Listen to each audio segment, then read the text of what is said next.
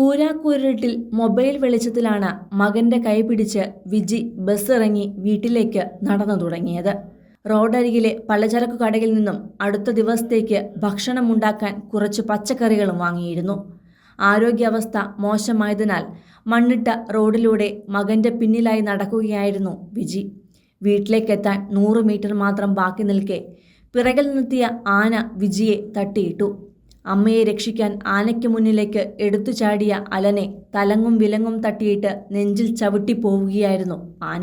ഇരുട്ടിലും മകനെ ആന തൊഴിച്ചിടുന്നത് കണ്ട് വിജിയുടെ ബോധം പോയിരുന്നു. 10 മിനിറ്റോളം കഴിഞ്ഞ് പതുക്കെ ബോധം വന്നപ്പോൾ വിജി കണ്ടത് രക്തത്തിൽ കുളിച്ചു കിടക്കുന്ന മകനെയാണ്. നിലത്തേക്ക് തെറിച്ചു വീണ ഫോണെടുത്ത് വിജി ആദ്യം വിളിച്ചത് മകൾ അനുവിനെയും.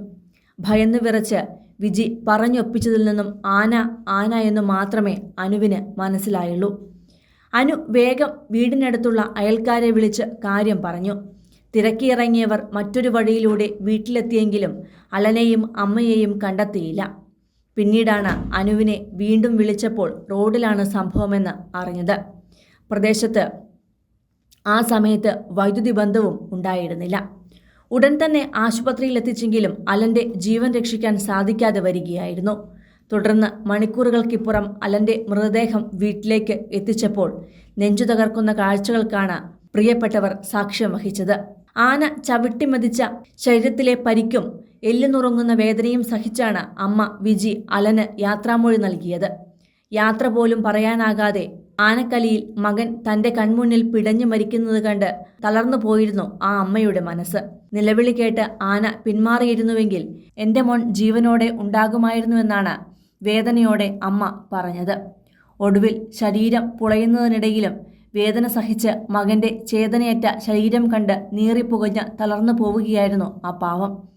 ഗുരുതര പരിക്ക് കാരണം ഡോക്ടർമാർ വിലക്കിയിട്ടും മകനെ കാണണമെന്ന് വാശി പിടിച്ചാണ് തൃശൂർ മെഡിക്കൽ കോളേജിലെ ചികിത്സയ്ക്കിടെ ആംബുലൻസിൽ വിജിയെ വീട്ടിലേക്ക് എത്തിച്ചത്. അത്രയേറെ ആത്മബന്ധമുള്ള മകന് ഒടുവിൽ കരഞ്ഞു തളർന്ന് യാത്രാമൊഴി നൽകുകയായിരുന്നു വേദനയ്ക്കിടയിലും അമ്മ. അലന് അന്ത്യയാത്ര പറയാൻ നിരവധി പേരാണ് വീട്ടിലെത്തിയത്. അച്ഛനെയും സഹോദരിയെയും ബന്ധുക്കളെയും ആശ്വസിപ്പിക്കുവാൻ പാടുപെടുന്നുണ്ടായിരുന്നു എല്ലാവരും. ജനപ്രതിനിധികൾ, അലന്റെ സുഹൃത്തുക്കൾ തുടങ്ങി അണമുറിയാത്ത തിരക്കായിരുന്നു കണ്ണാടൻ ചോലയിലെ വീട്ടിലേക്ക് എത്തിയത്. ഇനിയൊരാൾക്കും ഇങ്ങനെയൊരു അവസ്ഥ നേരിടേണ്ടി വരരുത് എന്നുള്ള ഓർമ്മപ്പെടുത്തൽ. പ്രാർത്ഥനാ ശുശ്രൂഷകൾക്ക് ശേഷം അലന്റെ മൃതദേഹം മൈലമ്പുള്ളി ചർച്ച് ഓഫ് ഗോഡ് ഇന്ത്യ പള്ളിയിലെ സെമിത്തേരിയിലാണ് സംസ്കരിച്ചത്. ചെറിയൊരു ഷെഡിലായിരുന്നു അലൻ അച്ഛൻ ജോസഫിനും അമ്മയ്ക്കുമൊപ്പം സന്തോഷത്തോടെ കഴിഞ്ഞിരുന്നത്. കുടുംബത്തിന് താങ്ങും തണലുമാകാൻ നല്ലൊരു ജോലി സമ്പാദിക്കണം, പാതിമാത്രമായ വീടിന്റെ പണി പൂർത്തിയാക്കണം. ഇതൊക്കെയായിരുന്നു അലന്റെ സ്വപ്നം.